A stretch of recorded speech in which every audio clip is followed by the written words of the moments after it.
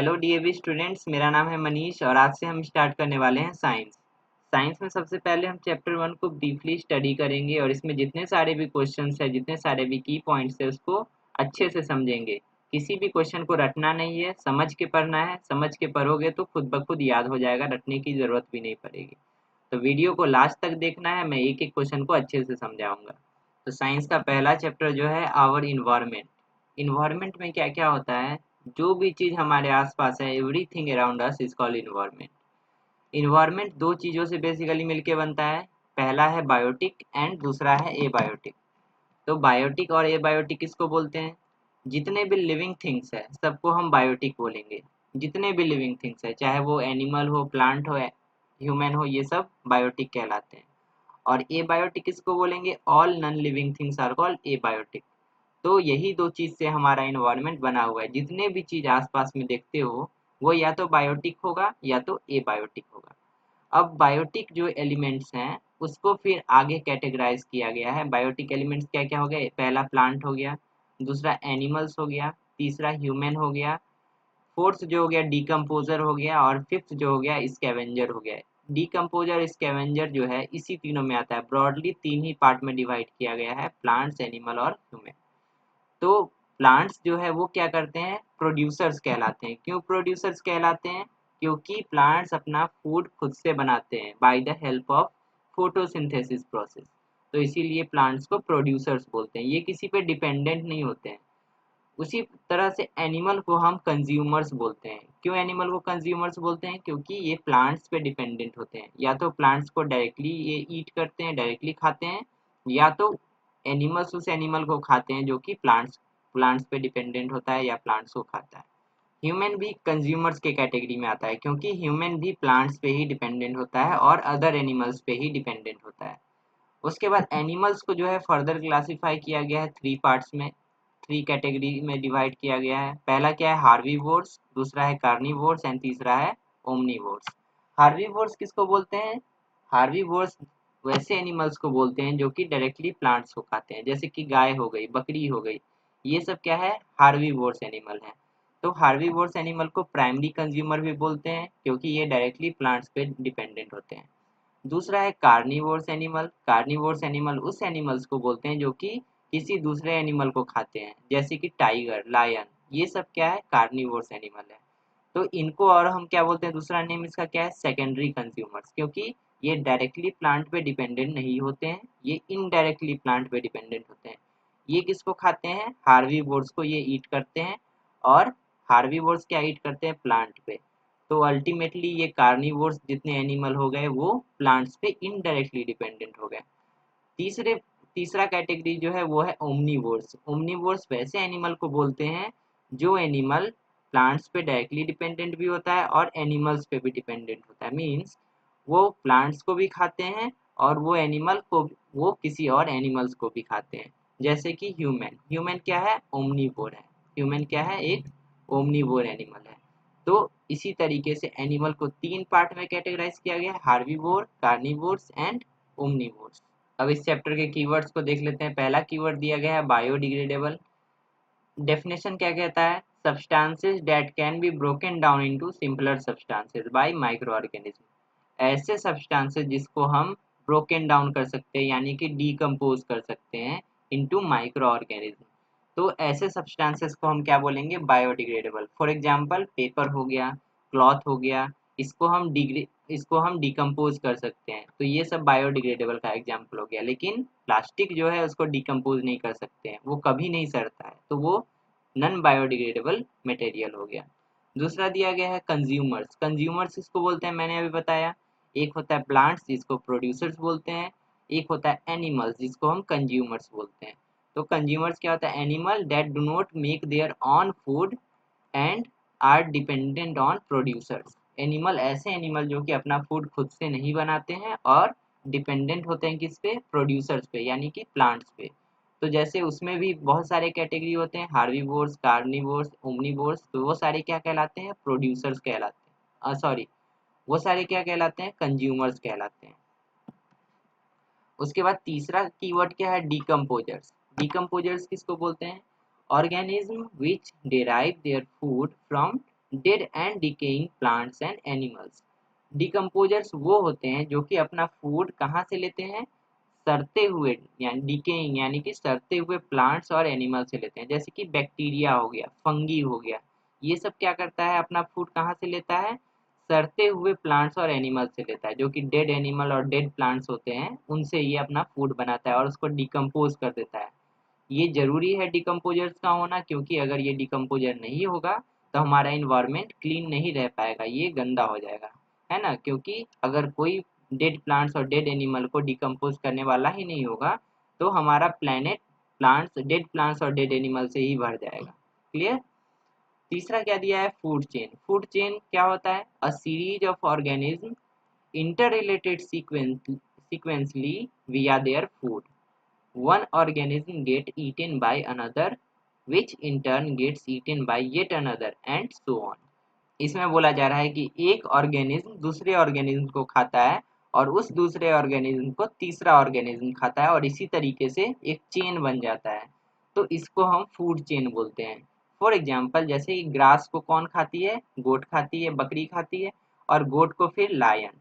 This makes a food chain. इसी type से एक फूड चेन बनता है। फोर्थ कीवर्ड क्या दिया गया है, माइक्रो ऑर्गेनिज्म। अभी मैंने बताया डिकम्पोज करने के लिए किसी भी चीज को माइक्रो ऑर्गेनिज्म का होना जरूरी है। माइक्रो ऑर्गेनिज्म कौन होते हैं, जैसे कि बैक्टीरिया हो गया, फंगी हो गया, ये सब माइक्रो ऑर्गेनिज्म कहलाते हैं। तो माइक्रो ऑर्गेनिज्म का क्या डेफिनेशन है, लिविंग ऑर्गेनिज्म टू स्मॉल, जो कि बहुत छोटे होते हैं, वैसे नहीं दिखते हैं, too small to be seen by human eye by itself. इसको हम नेकेड आई से, ह्यूमन आई से डायरेक्टली नहीं देख सकते हैं, माइक्रोस्कोप से देख पाएंगे इसको। इसके बाद क्या दिया गया है, नन बायोडिग्रेडेबल। अब जैसे बायोडिग्रेडेबल था जो डिकम्पोज हो सकता था, नन बायोडिग्रेडेबल यानी जिसको डिकम्पोज नहीं कर सकते हैं। डेफिनेशन कहता है substances that can not be broken down into simpler substance by micro organism. चाहे कोई भी माइक्रो ऑर्गेनिज्म ले आओ, वो डिकम्पोज नहीं होगा। इसका एग्जाम्पल क्या है, प्लास्टिक। प्लास्टिक कभी डिकम्पोज नहीं होता है, इसीलिए हमें प्लास्टिक का यूज कम करना चाहिए। नेक्स्ट कीवर्ड है ओमनीवोर्स। ओमनीवोर्स किसको कहते हैं, जैसे कि एनिमल को तीन कैटेगरी में बांटा गया है। पहला क्या है, हर्बीवोर्स, दूसरा क्या है, कार्निवोर्स, और तीसरा है ओमनीवोर्स। हर्बीवोर्स उसको बोलते हैं जो कि डायरेक्टली प्लांट्स को खाते हैं और कुछ नहीं खाते हैं। कार्निवोर्स उसको बोलते हैं जो कि ऐसे एनिमल्स को खाते हैं जो कि प्लांट्स को खाते हैं, यानी कि वैसे एनिमल जो कि दूसरे एनिमल को खाते हैं, उसको कार्निवोर्स बोलते हैं। और ओमनीवोर्स ऐसे एनिमल्स को बोलते हैं जो कि प्लांट्स भी खाते हैं और दूसरे एनिमल्स को भी खाते हैं। लाइक ह्यूमन, ह्यूमन क्या करता है, प्लांट्स पे भी डिपेंडेंट है, यानी प्लांट्स को भी खाता है और दूसरे एनिमल्स को भी खाता है। तो ओमनीवोर्स का सबसे बड़ा एग्जाम्पल क्या हो गया, ह्यूमन। नेक्स्ट कीवर्ड है प्रोड्यूसर्स। प्रोड्यूसर्स किसको बोलते हैं, प्लांट्स को बोलते हैं। क्यों बोलते हैं, क्योंकि वो अपना फूड खुद से बनाते हैं। तो डेफिनेशन क्या कहता है, द ऑर्गेनिजम्स यानी कि प्लांट्स, ब्रैकेट में लिखा है plants, which make their own food, जो कि अपना फूड खुद से बनाते हैं। And plants make their food by the process of photosynthesis, अपना फूड खुद से वो बना लेते हैं, किसी दूसरे ऑर्गेनिज्म पे डिपेंडेंट नहीं रहते हैं, इसीलिए इसको प्रोड्यूसर्स कहते हैं। नेक्स्ट कीवर्ड है rain water harvesting. Rain water harvesting का मीनिंग हुआ कि बारिश के पानी को कंजर्व करके रखना, बचा के रखना। तो वही इसका डेफिनेशन कह रहा है, collection and storage of rain water for reuse. उसका रीयूज हम कर पाए, इसीलिए उसको अगर हम स्टोर करके रखते हैं, कलेक्ट करके रखते हैं, तो वही रेन वाटर हार्वेस्टिंग कहलाता है। नेक्स्ट कीवर्ड है स्कैवेंजर्स। स्कैवेंजर्स किसको बोलते हैं, अ बर्ड और animal that feed on dead animals, जो कि डेड एनिमल्स, मरे हुए एनिमल्स को खाते हैं, उसको स्कैवेंजर्स बोलते हैं। तो स्कैवेंजर्स का एग्जांपल क्या हो गया, ईगल हो गया, वल्चर हो गया, क्रो हो गया, काइट्स हो गया। These are the examples of scavengers. Next keyword है वर्मी कंपोस्टिंग। वर्मी कंपोस्टिंग किसको बोलते हैं, अगर हम किसी भी बायोडिग्रेडेबल वेस्ट को, चाहे वो किचन वेस्ट हो, चाहे पेपर हो, चाहे फूड वेस्ट हो, अगर उसमें हम रेड वॉर्म्स या अर्थ वॉर्म्स को छोड़ देते हैं तो क्या होता है, कंपोस्टिंग जो होता है उसका जो डिकम्पोजिशन होता है वो फास्ट हो जाता है, डिकम्पोजिशन तेज हो जाता है, इसीलिए हम उसको क्या बोलते हैं, vermi composting. Composting with the help of different types of worms. तो इसका डेफिनेशन क्या कहता है, process of composting with the help of various suitable worms like redworms and earthworms। तो इसी को हम बोलते हैं वर्मी कंपोस्टिंग। अब यू मस्ट नो में क्या दिया गया है, इस चैप्टर का पूरा समरी दिया हुआ है। चैप्टर में जितने भी इम्पोर्टेंट पॉइंट्स थे वो सारे इसमें दिए गए हैं, तो एक एक करके हम समझते चलते हैं। पहला क्या दिया है, environment consist of biotic component and abiotic component. हमारा इन्वायरमेंट दो चीज़ों से मिलकर बना है, एक है बायोटिक और दूसरा है एबायोटिक कंपोनेंट। 2 नंबर क्या कहता है, प्रोड्यूसर्स और ऑटोट्रॉप्स। प्रोड्यूसर्स को ऑटोट्रॉप्स भी बोलते हैं, और प्रोड्यूसर्स और autotrophs prepare their own food. Consumers और हेट्रोट्रॉप्स, कंज्यूमर को हेट्रोट्रॉप भी बोलते हैं, डिपेंड डायरेक्टली और indirectly upon them.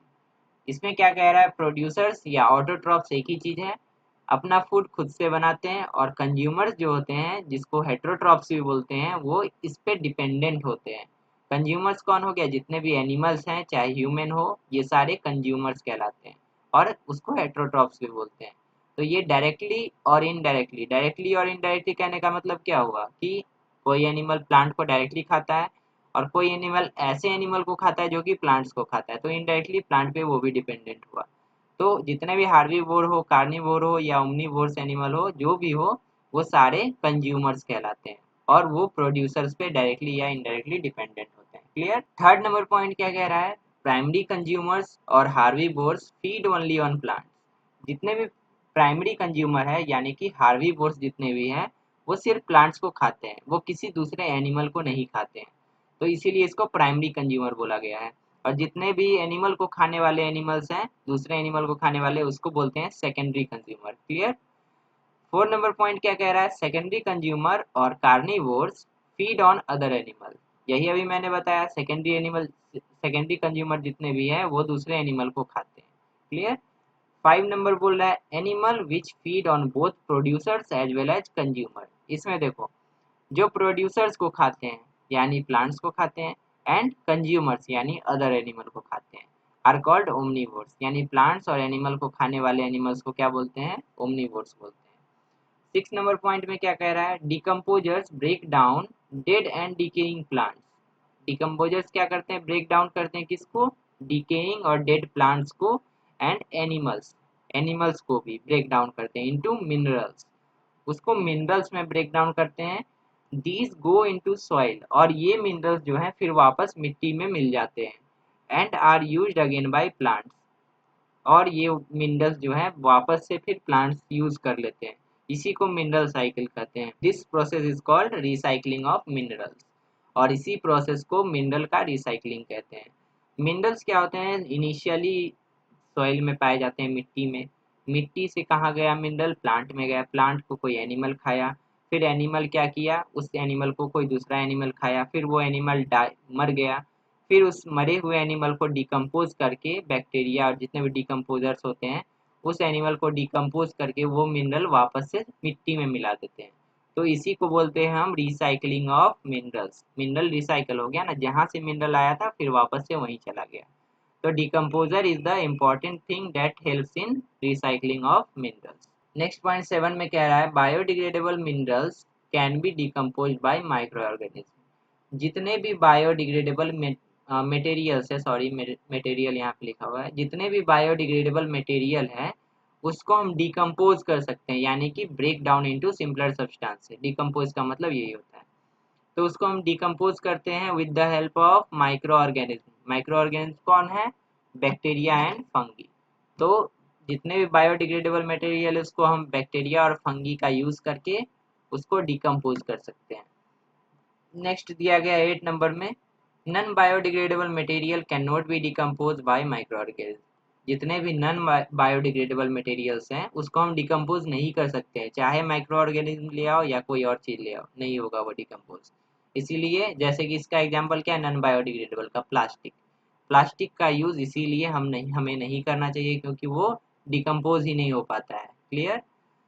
9 number point में क्या कहा गया है, vermi composting is the process of preparing compost from kitchen garbage using red worms and other various worms. Vermi composting क्या है, एक प्रोसेस है फॉर प्रिपेयरिंग कंपोस्ट। कंपोस्ट क्या होता है, खाद को बोलते हैं। जैसे कि जो प्लांट्स के लिए इंपॉर्टेंट न्यूट्रिएंट्स होता है वो खाद में पाया जाता है, तो ऐसे खाद बनाने के लिए, कंपोस्ट बनाने के लिए हम क्या करते हैं, जितने भी किचन वेस्ट है उसमें हम डिफरेंट टाइप ऑफ वर्म्स को मिला देते हैं, और वर्म्स उसको क्या करता है, डिकम्पोज कर देता है। डिकम्पोजिशन प्रोसेस को वर्म्स फास्ट कर देता है, और तेजी से जल्दी से उसमें खाद बन जाता है वो फाइनली, और इसी प्रोसेस को हम बोलते हैं vermicomposting. Clear. Point number 10 में कहा है the sequence of organism eating the other and then getting eaten by another. मतलब एक सीक्वेंस बनाता है कि एक ऑर्गेनिज्म दूसरे को खाया, फिर दूसरा ऑर्गेनिज्म दूसरे तीसरे को खाया, तो इसको क्या बोलते हैं, इसी को बोलते हैं हम food chain, and so on makes up a food chain. Clear. 11 number point में दिया गया है the cycling of materials through biotic and abiotic component is the mineral cycle. जितने भी बायोटिक और एबायोटिक कंपोनेंट के बीच में रिलेशनशिप होता है उसको हम मिनरल साइकिल बोलते हैं। बायोटिक और एबायोटिक कंपोनेंट जैसे कि प्लांट्स और एनिमल्स, और उसके बीच फिर एबायोटिक जैसे कि सॉइल, मिट्टी। तो सॉइल जो हो गया वो एबायोटिक कंपोनेंट हो गया। तो एबायोटिक से मिनरल निकल के बायोटिक में जाता है, इसी चीज को हम मिनरल साइकिल बोलते हैं। 12 नंबर पॉइंट में दिया गया है the balance of carbon dioxide and oxygen in the atmosphere is maintained through the process of respiration, burning and photosynthesis। तो इसमें क्या बोला है, कार्बन डाइऑक्साइड और ऑक्सीजन का जो बैलेंस है, जैसे कि देखो एनिमल्स क्या यूज करते हैं, ऑक्सीजन यूज करते हैं for breathing, and carbon dioxide is used by plants in the process of photosynthesis. तो कार्बन डाइऑक्साइड को तो प्लांट यूज कर लिया और ऑक्सीजन को कौन यूज कर लिया, एनिमल्स यूज कर लिए। तो इस दोनों चीज का बैलेंस होना जरूरी है, ऐसा नहीं कि ऑक्सीजन कम पड़ जाए कार्बन डाइऑक्साइड ज्यादा हो जाए। रेस्पिरेशन प्रोसेस में क्या होता है, ऑक्सीजन यूज हो जाता है और कार्बन डाइऑक्साइड रिलीज होता है, यानी निकलता है कार्बन डाइऑक्साइड। और फोटोसिंथेसिस में क्या होता है, कार्बन डाइऑक्साइड यूज हो जाता है और ऑक्सीजन रिलीज होता है। तो इसीलिए इस दोनों प्रोसेस से कार्बन डाइऑक्साइड और ऑक्सीजन के बीच का रिलेशनशिप, दोनों के बीच का बैलेंस बना रहता है। बर्निंग भी है जिसमें ऑक्सीजन यूज होता है और कार्बन डाइऑक्साइड रिलीज होता है, तो ये दोनों एक साथ, और तीसरा फोटोसिंथेसिस अकेला, दोनों मिलके, तीनों मिलके बैलेंस को बना के रखते हैं। अब क्वेश्चन नंबर ए को देखो, यहाँ पे फिल इन द ब्लैंक्स दिया गया। पहला फिल इन द ब्लैंक्स में पूछा है plastic is dash as it can not be broken down into simpler substances in nature. Plastic को हम ब्रोक डाउन नहीं कर सकते सिंपलर सब्सटेंसेस में, इसीलिए इसको हम क्या बोलते हैं, इसको बोलते हैं नॉन बायोडिग्रेडेबल। इसीलिए हम क्या बोलते हैं इसको, नॉन बायोडिग्रेडेबल। दूसरा क्या है, we must say no to what, किसको हमें नो कहना चाहिए, एंड यूज डैश और डैश, और क्या दोनों दो चीज यूज करना चाहिए, यहाँ पे वही पूछा है। तो we must say no to plastics and use paper and clothes, हमें पेपर और क्लॉथ यूज करना चाहिए और प्लास्टिक को नो बोलना चाहिए। क्लियर। थर्ड में पूछा है the flower of the dash Bloom with sunrise and close after sunset. कौन सा फ्लावर है जो सनराइज के साथ खिल जाता है और सनसेट के साथ मुरझा जाता है, कौन सा फ्लावर है, तो वो फ्लावर है मॉर्निंग ग्लोरी, इसको आइपोमिया भी बोलते हैं, इसका सेकेंड नेम है आइपोमिया। क्लियर। 4 नंबर में पूछा गया है dash and dash are among the animals found only in cold region. कौन कौन सा एनिमल है जो कि कोल्ड रीजन में फाउंड होता है, पाया जाता है, पोलर बियर एंड पेंगुइन्स। ये दोनों एनिमल है जो कि ओनली कोल्ड रीजन में पाए जाते हैं, ठंडे जगहों में पाए जाते हैं। 5 नंबर क्वेश्चन में पूछा है dash and dash process help in balancing the carbon dioxide and oxygen in atmosphere.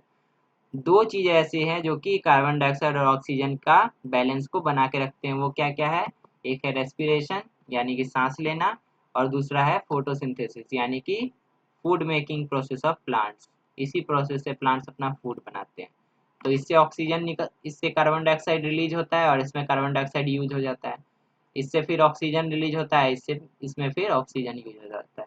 इसीलिए यही दोनों है जो कि कार्बन डाइऑक्साइड और ऑक्सीजन के बीच बैलेंस को बना के रखते हैं। नेक्स्ट, अब क्वेश्चन नंबर बी में क्या दिया गया, ट्रू फॉल्स वाला क्वेश्चन है। पहला दिया गया herbivores can prepare their own food. Herbivores जो होते हैं अपना फूड खुद से बनाते हैं, बिल्कुल गलत है। अपना फूड खुद से सिर्फ प्लांट्स बनाते हैं। हार्बीवोर, कार्निवोर, ओमनीवोर्स जितने भी हैं वो सब अपना फूड खुद से नहीं बनाते हैं, तो ये हो गया फॉल्स। दूसरा क्या है, fungi and bacteria are organism that can easily seen by human eye. Fungi और बैक्टीरिया को हम इजीली आंख से देख सकते हैं, नहीं देख सकते हैं, फॉल्स है ये। थर्ड नंबर क्वेश्चन में क्या बोल रहा है, the sunflower faces east in the morning. Sunflower जो है ईस्ट में मतलब पूरब में दिखता है, पूरब में फेस करके रहता है सुबह में, ये सही है। 4 नंबर क्या कहता है, camels do not have sweat gland. ये सही बात है, कैमल में स्वेट ग्लैंड्स जो होता है नहीं होता है। स्वेट ग्लैंड्स क्यों काम आता है, किसी एनिमल में जो स्वेट ग्लैंड्स होता है उसके कारण ही एनिमल को पसीना आता है, और ऊँट को पसीना नहीं आता है। इसी कारण से ऊँट रेगिस्तान में इतनी गर्मी होने के बाद भी बहुत दिन तक सरवाइव कर पाता है। अगर पसीना निकलेगा, स्वेट ग्लैंड्स होता, तो उसके शरीर में जितना पानी है वो पानी पसीना बन के निकल जाता, और जिससे ऊँट सरवाइव नहीं कर पाता। इसीलिए ऊँट को स्वेट ग्लैंड्स नहीं होता है। ये सही है, ट्रू। 5 नंबर में क्या बोला गया है, soil is an important biotic component of our environment. Soil जो है, मिट्टी जो है, बायोटिक कंपोनेंट है। ये तो यही गलत हो गया, सोइल क्या है, ए बायोटिक कंपोनेंट है, इसीलिए ये फॉल्स। नेक्स्ट नेक्स्ट दिया गया है, टिक द करेक्ट ऑप्शन। पहला क्या है, biotic environment includes. Biotic environment में क्या क्या होता है, ओनली प्रोड्यूसर्स एंड कंज्यूमर्स। चलो ये दोनों तो होता है, प्रोड्यूसर्स और कंज्यूमर्स बायोटिक में होता है। दूसरा क्या है, कंज्यूमर्स एंड डिकम्पोजर्स, ये दोनों भी होता है। डिकम्पोजर एंड प्रोड्यूसर्स, ये दोनों भी होता है। और फोर्थ में क्या दिया है, तीनों, producers, consumers as well as decomposers. तो ये फोर्थ वाला ऑप्शन सही हो जाएगा। अब सेकेंड नंबर क्वेश्चन क्या कह रहा है, the group of organism which use light for making food are called. वो ऑर्गेनिज्म जो कि लाइट को यूज करता है फूड बनाने के लिए, उसे क्या कहते हैं। तो यहाँ चार ऑप्शन है। स्कैवेंजर्स जैसे दिया गया, स्कैवेंजर्स किसको बोलते हैं, जो कि डेड और डिकेइंग एनिमल्स को खाते हैं, जैसे कि हो गया क्रो, बैट, काइट्स, ये सब एनिमल्स को खाते हैं। डिकम्पोजर उसको बोलते हैं जो कि डेड और डिकेइंग प्लांट्स को अपना फूड बनाते हैं, लेकिन उसे हम अपनी आंखों से नहीं देख सकते हैं, डिकम्पोजर, जैसे कि बैक्टीरिया, फंगी।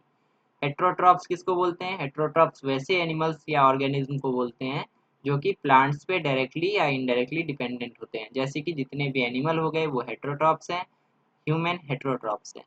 उसके बाद ऑटोट्रॉप्स, ऑटोट्रॉप्स उसको बोलते हैं जो कि अपना फूड खुद से बनाते हैं, और वैसा सिर्फ एक ही चीज़ है, वो है प्लांट। और अपना फूड कैसे बनाते हैं वो, with the use of light, light के यूज से। इसीलिए यहाँ का इसका सही आंसर हो जाएगा ऑटोट्रॉप्स। बढ़ते हैं नेक्स्ट क्वेश्चन की तरफ। नेक्स्ट क्वेश्चन क्या कह रहा है, डिकम्पोजर्स इंक्लूड। डिकम्पोजर में क्या क्या होता है, एक तो बैक्टीरिया होता है और दूसरा फंगी होता है। बैक्टीरिया ओनली गलत है, फंगी ओनली ये भी गलत है, bacteria as well as fungi ये सही लग रहा है, ओनली द स्कैवेंजर्स ये तो गलत है। तो सही हो जाएगा सी इसका, bacteria as well as fungi. Fourth number में क्या है, which of the following is not biodegradable. Biodegradable कौन नहीं है। बायोडिग्रेडेबल का मतलब क्या होता है, जो डिकम्पोज किया जा सकता है। तो वेजिटेबल्स को डिकम्पोज किया जा सकता है, तो ये बायोडिग्रेडेबल है। उसके बाद फ्रूट्स को डिकम्पोज किया जा सकता है, ये भी बायोडिग्रेडेबल है। अर्थवॉर्म्स डिकम्पोज हो सकता है, बायोडिग्रेडेबल है। एल्यूमिनियम फॉइल को डिकम्पोज नहीं कर सकते, इसीलिए ये बायोडिग्रेडेबल नहीं है। क्वेश्चन नंबर 5 में क्या पूछा है, vermi composting is done by. Vermi composting किसके हेल्प से होता है, तो अभी मैंने बताया वॉर्म्स के हेल्प से होता है, तो इसका आंसर हो जाएगा वॉर्म्स। डिफरेंट टाइप के वॉर्म्स से, फंगस से नहीं होता है, बैक्टीरिया से नहीं होता है, एक्वेटिक एनिमल तो अलग ही है। तो इसका आंसर हो जाएगा वॉर्म्स। 6 नंबर क्वेश्चन में क्या पूछा गया है, an animal that is not affected much by heat of the dessert. कौन सा ऐसा एनिमल है जो कि डिजर्ट यानी कि रेगिस्तान की हीट से अफेक्टेड नहीं होता है। तो वो कौन सा एनिमल है, कैमल। कैमल रेगिस्तान में हीट से अफेक्ट नहीं होता है, क्योंकि उसके पास स्वेट ग्लैंड्स नहीं होता है, और वो जितना पानी पीता है उसी पानी को वो बहुत दिन यूज करके सरवाइव कर पाता है। इसीलिए इसका आंसर हो जाएगा कैमल। अब यहाँ पे हम देखेंगे question number D. Question number D में शॉर्ट टाइप आंसर वाला क्वेश्चन है, तो एक एक करके हम क्वेश्चन को समझेंगे, चाहे तुम्हारे स्कूल में किसी दूसरे तरह से भी लिखाया गया हो, लेकिन मीनिंग तो वही होगा, इसीलिए इसका मीनिंग समझना है और कॉन्सेप्ट को दिमाग में रखना है। पहला क्वेश्चन क्या दिया गया है, why should we segregate. Segregate means क्या होता है, अलग अलग करना, सेपरेट करके रखना किसी दो चीज को। Why should we segregate different type of waste. अलग अलग टाइप के वेस्ट को हमें अलग अलग क्यों करके रखना चाहिए। तो इसका आंसर क्या हो जाएगा, it is important for us to segregate biodegradable and non-biodegradable waste to dispose them in a environment friendly way, ताकि हम उसको environment friendly way में dispose कर सके। क्योंकि अगर तुम प्लास्टिक को और किचन वेस्ट को एक साथ अगर मिला के रखोगे तो क्या होगा, प्लास्टिक ऐसे जगह चला जाएगा जहाँ पे किचन वेस्ट तो डिस्पोज हो जाएगा लेकिन प्लास्टिक बच जाएगा। तो अगर हम प्लास्टिक को अलग रखें और किचन वेस्ट को अलग रखें तो दोनों को अपने अपने तरीके से इन्वायरमेंट फ्रेंडली वे में हम डिस्पोज कर सकते हैं, इसीलिए हमें अलग अलग करके रखना चाहिए। नेक्स्ट क्वेश्चन क्या कहता है, right the meaning of the term vermi composting. Vermi composting क्या है ये पूछा है।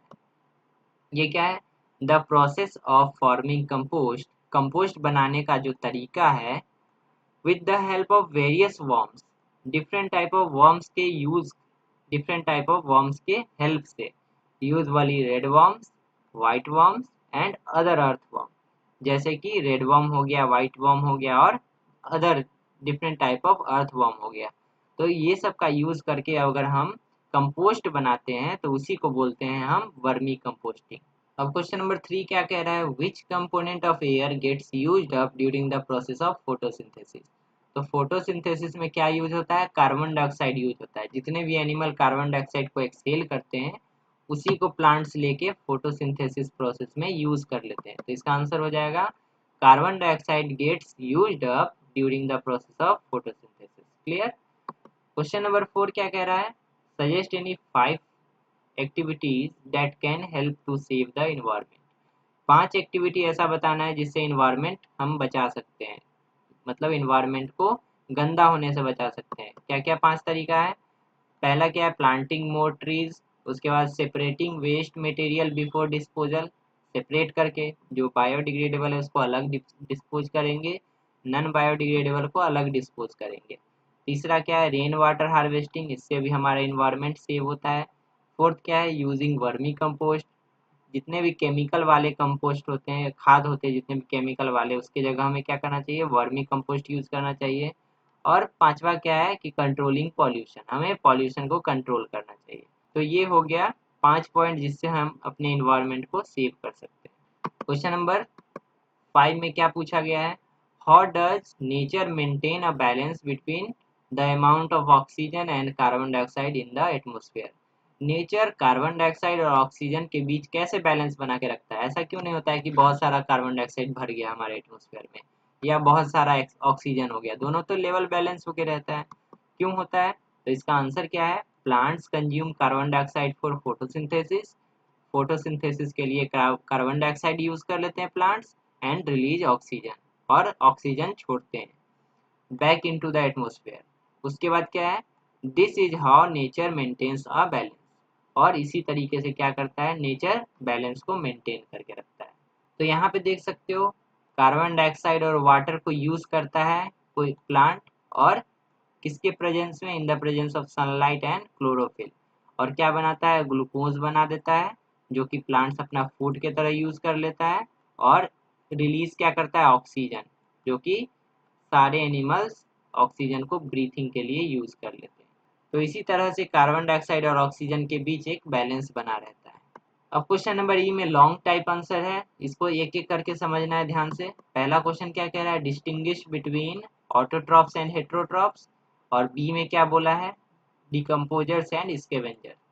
तो ऑटोट्रॉप्स किसको बोलते हैं, the green plant which prepare their own food यानी कि ग्लूकोज आर कॉल्ड प्रोड्यूसर्स और ऑटोट्रॉप्स। जितने भी प्लांट है जो कि अपना फूड खुद से बना लेते हैं उसको हम ऑटोट्रॉप्स बोलते हैं। And the plant, the animal cannot prepare their own food, they have to depend on plants for their food, they are called consumers और heterotrophs। जितने भी एनिमल है वो प्लांट्स पे डिपेंडेंट होते हैं, अपना फूड खुद से नहीं बना पाते हैं, इसीलिए उसको बोलते हैं हम हेट्रोट्रॉफ्स। उसी तरीके से हम बी को डिफ्रेंशिएट करेंगे, बी में किसका डिफरेंस बताना है, डिकम्पोजर्स और स्कैवेंजर्स का डिफरेंस। तो डिकम्पोजर किसको बोलते हैं, there are some organism which derive their food from dead and decaying plants and animals, they are called decomposer। वैसे जितने भी ऑर्गेनिज्म है जो कि अपना फूड डिकेइंग या डेड प्लांट और एनिमल से लेते हैं, मरे हुए प्लांट और एनिमल से अपना फूड बना लेते हैं, उसको हम डिकम्पोजर्स बोलते हैं। डिकम्पोजर को हम लोग खुली आंखों से नहीं देख सकते हैं तो उसको हम डिकम्पोजर बोलते हैं। And animals and birds like jackal, crows, vultures and kites consume dead bodies of animal, they are called scavengers। और जितने भी एनिमल और बर्ड हैं जैसे कि जैकल हो गया, क्रो हो गया, वल्चर्स हो गया, काइट्स हो गया, ये सबको क्या बोलते हैं हम? स्कैवेंजर्स बोलते हैं, क्योंकि ये dead body of animal consume करते हैं। स्कैवेंजर्स का होना और डिकम्पोजर्स का होना बहुत जरूरी है इन्वायरमेंट में, क्योंकि ये इन्वायरमेंट को क्लीन रखने में हेल्प करते हैं। क्वेश्चन नंबर 2 में क्या दिया गया है? State the difference between biodegradable and non biodegradable materials. जितने भी बायोडिग्रेडेबल और नॉन बायोडिग्रेडेबल मटेरियल्स है उसमें डिफरेंशिएट करना है। तो बायोडिग्रेडेबल किसको बोलते हैं? बायोडिग्रेडेबल उसको बोलते हैं जो कि माइक्रो ऑर्गेनिज्म की हेल्प से हम उसको ब्रोकन डाउन कर सकते हैं इनटू सिंपलर सब्सटेंस। बस इतना ही याद रखना है। Biodegradable materials are waste which can be broken down into simpler substances. उसको हम सिंपलर सब्सटेंस में ब्रेक डाउन कर सकते हैं, जैसे कि पेपर हो गया, क्लॉथ हो गया, किचन वेस्ट हो गया, ये सब क्या है? बायोडिग्रेडेबल है, क्योंकि हम इसको सिंपलर सब्सटेंसेस में ब्रेक डाउन कर सकते हैं। या अदर लैंग्वेज में बोले तो ये सड़ सकता है, डिकम्पोज हो सकता है। और whereas non biodegradable material can not be broken down into simpler substances. और जबकि नॉन बायोडिग्रेडेबल मटेरियल जो होता है वो ब्रोक डाउन नहीं हो सकता है सिंपलर सब्सटेंस में। Example, paper is a biodegradable material and plastic is non biodegradable material. Paper क्या है? बायोडिग्रेडेबल है, और प्लास्टिक नॉन बायोडिग्रेडेबल है। प्लास्टिक कभी नहीं सड़ता है और पेपर सड़ जाता है। क्लियर? क्वेश्चन नंबर 3 में क्या बोला गया है? How does decomposition of dead animal turn out to be useful. Decomposition होने से क्या यूजफुल है, उससे क्या फायदा होता है, ये पूछा है। तो आंसर क्या हो जाएगा इसका? In decomposition process decomposers break down the dead and decaying plants and animals into minerals। क्या करते हैं डिकम्पोजिशन प्रोसेस में? जितने भी एनिमल्स है उसको ब्रेक डाउन करके मिनरल्स में कन्वर्ट कर देते हैं, और वो वापस मिनरल कहाँ चला जाता है? मिट्टी में, यानी कि सॉइल में मिल जाता है। These mineral get mixed up with the soil, मिट्टी में मिल जाता है, and are then again used by the plants, और दोबारा प्लांट के द्वारा यूज कर लिया जाता है। तो यहाँ पे ये जो मिनरल साइकिल बना हुआ है यहाँ पे सब देख सकते हो, जैसे कि सोयल है, सोयल से क्या होता है? मिनरल कहाँ जाता है? ग्रीन प्लांट्स में, ग्रीन प्लांट से एनिमल के पास जाता है, फिर एनिमल से वो एनिमल ड्रॉपिंग या ग्रीन प्लांट डेड होता है, उसके बाद डिकम्पोजर्स उसको डिकम्पोज करते हैं, फिर वापस मिनरल बनता है, और फिर मिनरल सोयल में चला जाता है। तो ये मिनरल साइकिल कंप्लीट होता है यहाँ पे, और इसी तरह से मिनरल सॉइल से निकल के वापस सॉइल में ही आ जाता है।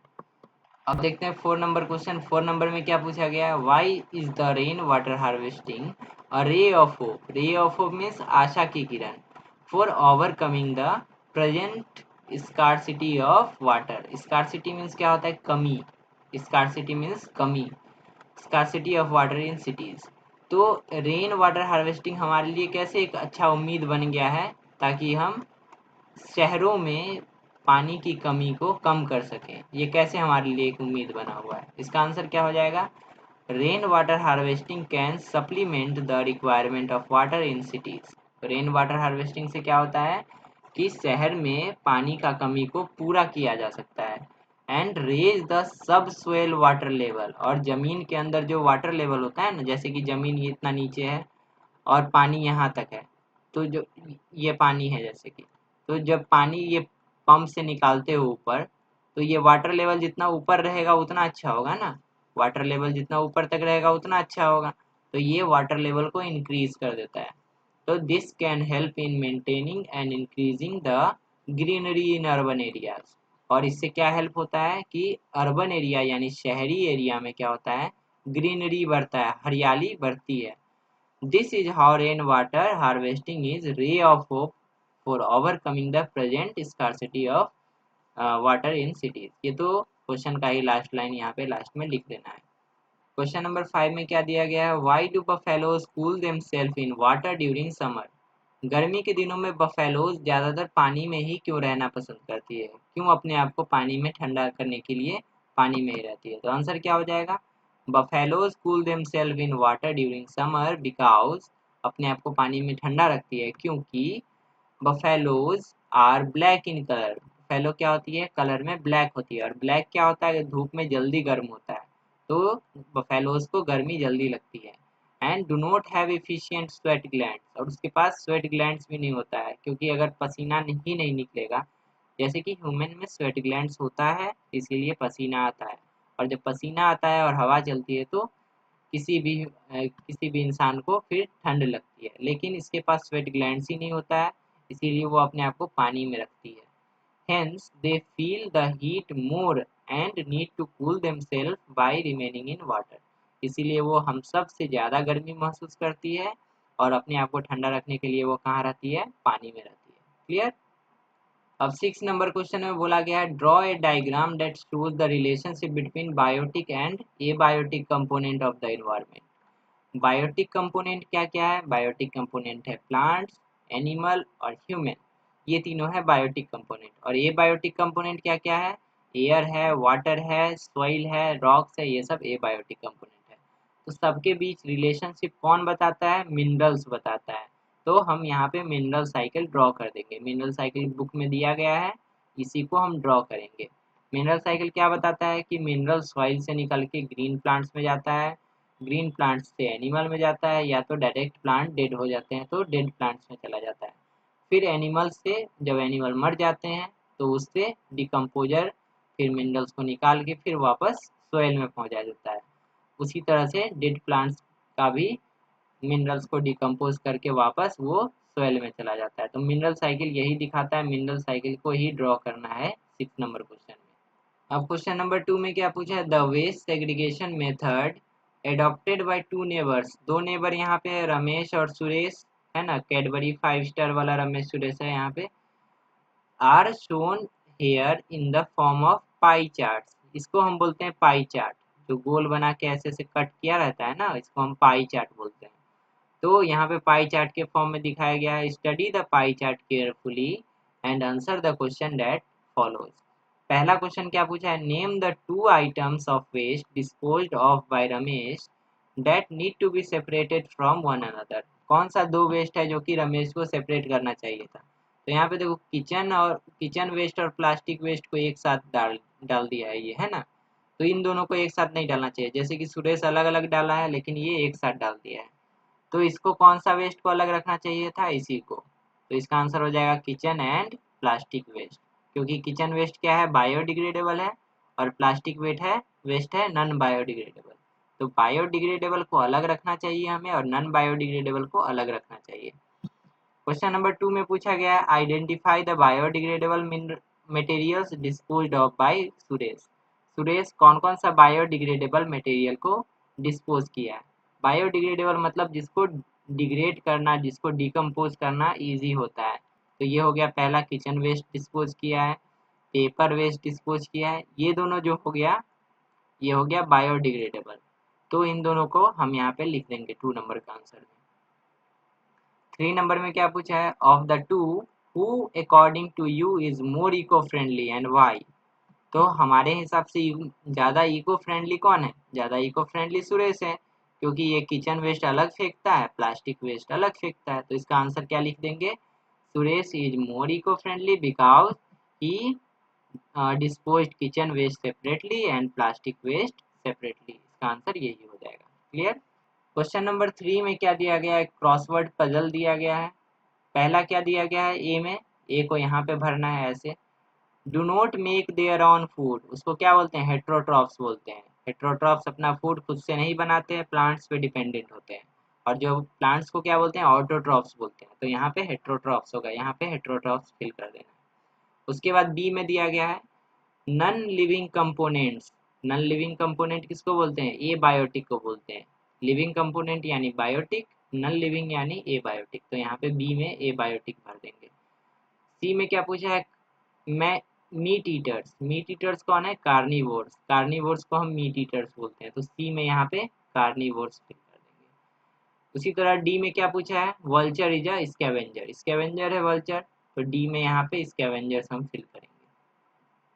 उसी तरह से ई में पूछा गया है कंपोस्ट प्रिपेयर्ड बाय वर्म्स। ऐसा कंपोस्ट जो वर्म से बनता है उसको हम वर्मी कंपोस्ट बोलते हैं। तो ई में हो जाएगा यहाँ पे वर्मी कंपोस्ट। क्लियर? अब यहाँ पे डाउन वर्टिकली वाला वर्ड्स को यहाँ पे गेस करना है। जैसे कि प्लांट ईटर्स, प्लांट ईटर्स जो कि प्लांट्स को खाते हैं उसको हार्बीवोर्स बोलते हैं। तो यहाँ पे एफ है ना, एफ किधर गया? हाँ, यहाँ पे भरेंगे हम हार्बीवोर्स। जी में क्या दिया है, मॉर्निंग ग्लोरी। मॉर्निंग ग्लोरी का एक अदर नेम क्या है, आइपोमिया, तो आइपोमिया यहाँ पे भरेंगे। जी एच, जी है ना, आइपोमिया यहाँ पे भरेंगे। उसके बाद एच, और डिजर्ट एनिमल, डिजर्ट एनिमल कौन है, कैमल है, तो कैमल यहाँ पे भर देंगे, कैमल यहाँ पे भर देंगे। उसके बाद आई में डिकम्पोजेबल मटेरियल्स, डिकम्पोजेबल मटेरियल को क्या बोलते हैं, बायोडिग्रेडेबल, जो कि डिकम्पोज हो सकता है, तो यहाँ पे हम भरेंगे बायोडिग्रेडेबल। उसके बाद लास्ट क्या है, help in recycling of minerals, mineral को रिसाइकल होने में हेल्प करता है, उसको बोलते हैं हम डिकम्पोजर। डिकम्पोजर यहाँ पे ऐसे करके फिल कर देंगे। तो इस तरीके से ये क्रॉसवर्ड कंप्लीट हो गया। तो आज की क्लास में इतना ही। इसी तरीके से एक और वीडियो में हम नेक्स्ट चैप्टर को भी डिस्कस करेंगे बहुत जल्द ही। अगर वीडियो पसंद आया, सारी चीज़ें जो मैंने समझाया वो समझ में आया, तो फ्रेंड्स के साथ, अपने क्लासमेट के साथ इस वीडियो को ज़रूर शेयर करना है।